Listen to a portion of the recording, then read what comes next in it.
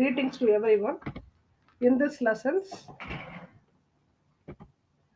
we are going to learn Unit 5.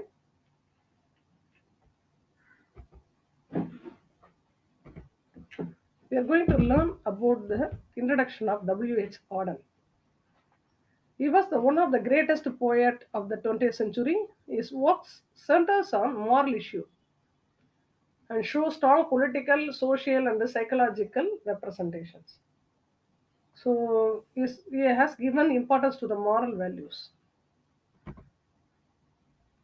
W.H. Auden's life. So, his biography we have to learn it. He was a well educated and intelligent, a genius of form and technique.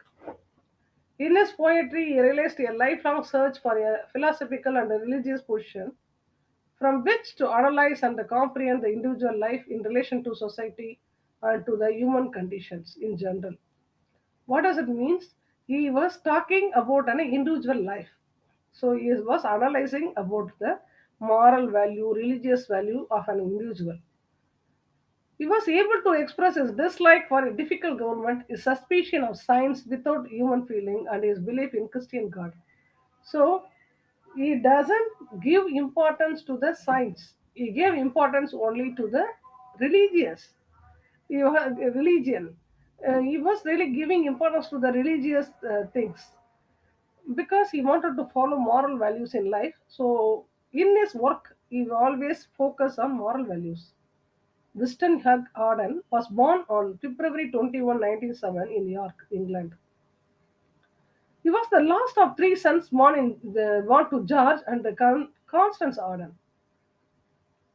His father was a medical officer for the city of Birmingham, England, and a psychologist.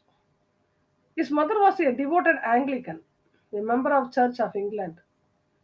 His mother was a Anglican. Anglican means she was a member of church. The combination of religious and scientific themes are buried throughout Arden's work. So his father was a medical officer. His father were really give importance to the medical things, but his mother was a member in the church. She had the religious faith. So both of the themes, scientific and religious themes, made Arden to write some writings, and he got influenced by both the themes. The industrial area where he grew up shows up often his adult poetry. Like many young boys in the city, he was interested in machines, mining, and metals, and had wanted to be a mining engineer.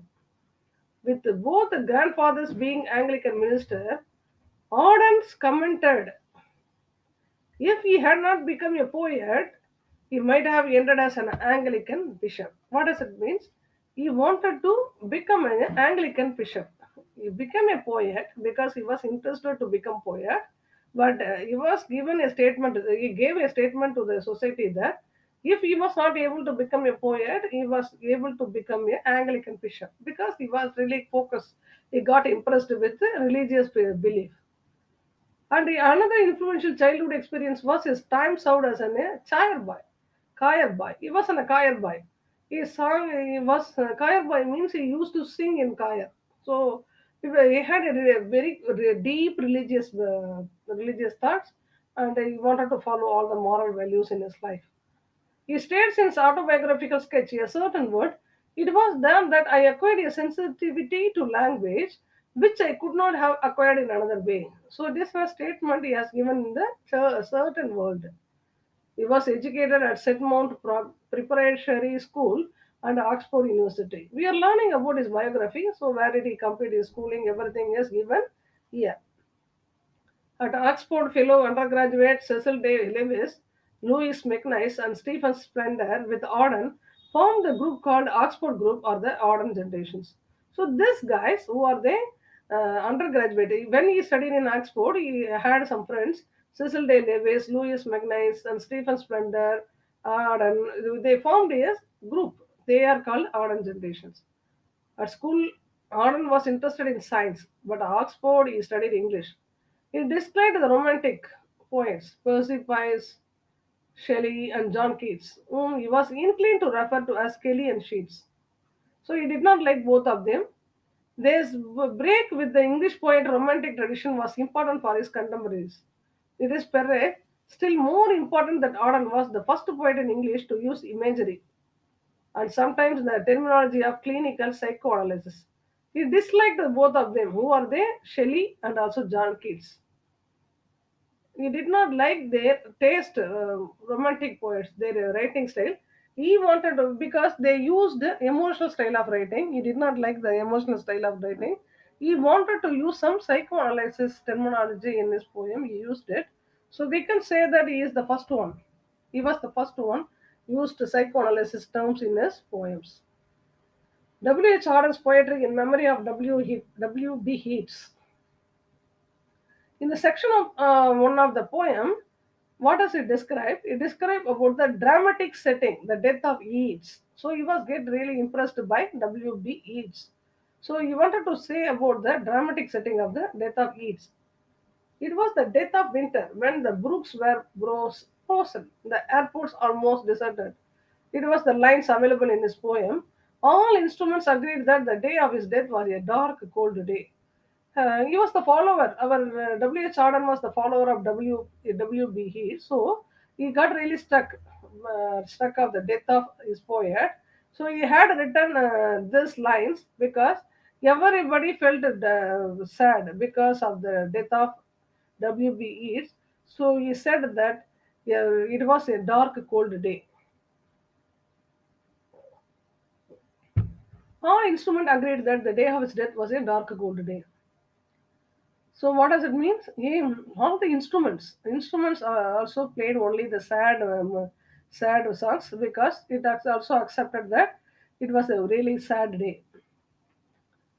The death of the Yeats, he says, um, div- uh, he says that outset of the poem to underscore the indifference of nature to the event, the death of Yeats. So, what does he want to say that? He says that the nature also felt really sad because of the poet's death. Such a device establishes the mood of the poem and determines the attitude of the poet. So we understand that the poet was sad, so he is expressing all the sadness through all the lines. Ironically, and the irony is grim. Grim means you know that sadness. Indeed, Auden looks upon the death of Yeats, the individual, as an ordinary occurrence. His death did not affect the order of things. So, what does he want to say here? His death, everything happened as a nature's ordinary occurrence. But Auden thinks that it is really quite different because his poet was dead. Far from his illness, the wool ran through the evergreen forest. The Peason River was untempted by fashionable courier, and here Auden introduces an idea which is central to the theme of the poem. Now he is scattered away in 100 cities, wholly given or unfamiliar affection. The words of the dead man are modified in the guts of the living. These are the lines of his poem. The poet, as an artist, what does he want to say? He dies physically, but his poetry lives after him. What does he want to say? W.H. Yeats died, but his life in lies his lines are always alive because you know that W. Yeats also a great poet, and so his lines will be always alive after his death. When the readers read him, they always remember W.P. Yeats. So he says in this poem, our Auden has mentioned in his poem that W.B. Yeats was dead, but his poet lines are always alive. Next, we find a shift in the imagery in stanza 3, 4, and 5 of the section 1. The nature imagery of the first stanza gives the imagery of a modern urban civilization. Now the central image is that 100 cities are brokers roaring like beasts on the floors of the bows. These are the lines available in his poem. What does he want to say? We are born to confront the beatings of a modern world and also sensibility of Auden as a modern poet. So he says that from the lines of W.H. Auden, we have to understand that he says about the urban life. So we have to understand that W.H. Auden as a modern poet. Section 1 ends with the refrain all the instruments agree the day of the death was a dark, cold day. The cold in nature described in stanza 1 envelops the urban scene also. So he is using always urban scene. Urban scene means urban cities. Is talk about the urban city. So that we are considering W.H. Auden as a modern poet. In the section one, he is also using these lines that all the instruments started to cry. That it was considered also it was a dark cold day. In the section two also, the shortest unit in the poem introduces another strand of thought. Now Ireland has her madness and her weather still, for poetry makes nothing happens. So here in the stanza two, he says about the Ireland. Ireland is this place. The place also felt really unhappy that W.P. Yeats was dead. So, poetry fails to reproduce any revolution or to make changes in society. And this poetry doesn't say anything. It doesn't changes to in the society, but it says about the death of a poet. What lives after a poet in his style, his manner of saying, rather than the subject or the content of his poetry. He says about W.H. Auden says that after the death, what is going to happen? After the death of a poet, his poetic lines will be alive. So he says that will alive. So he says that he did not change anything. He did not talk about the any social changes. He says only about the author in his poem. The uniqueness of the poetry lies in the manner in which it objectives the human condition. It survives a way of happening, a mouth. So in the stanza section two, we learned about that our poet W.H. Heath's death was really unforgettable. So it made our author sad. That is the says in the second section two. Section three is compact and formal, taking as the springboard and the thought of preceding section. Auden express it further in this section. With the death of Yeats, the Irish vessel is emptied in his poetry. What does it mean? You know that he is from Ireland. So the death of the Yeats, the Irish literature has become empty because Irish literature had lost a very good poet, reputed poet. So the emptied of his poetry means the Irish literature had lost a great poet. So we are losing no poem in the we are not able to get a great poet in the Irish literature. Time which is indifferent in the fault of characters of physical charm, worship language. It is forgiving Kipling and Paul Claudel since they wrote well. So in this lines, what does he want to say that we have Irish literature had lost you're a great poet. It is the line. So it had lost its great poetry means there will be no poetry in the Irish literature because W.B. Yeats was dead. The second of the section three deals with the events of World War II, the year of Yeats' death being 1939. The mystery and the drama of Yeats' death is now set against the world overhang with the clouds of war. So in this line, we are going to learn about the lines of the second of the section three. In the nightmare of the dark, all the dogs of Europe bark, and the living nations wait, each sequestered in its aid. So finally, what does he want to say that our author, W.H. Auden, was really sad that W.P. Yeats was dead, and Irish literature had also lost a great poet. So he says about the urban life. So we are thinking that he is a modern poet.